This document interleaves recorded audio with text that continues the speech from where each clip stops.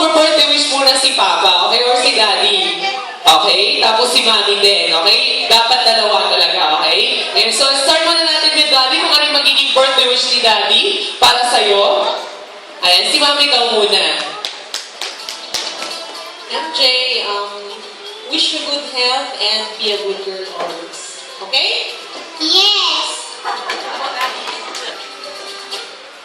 Happy birthday to you.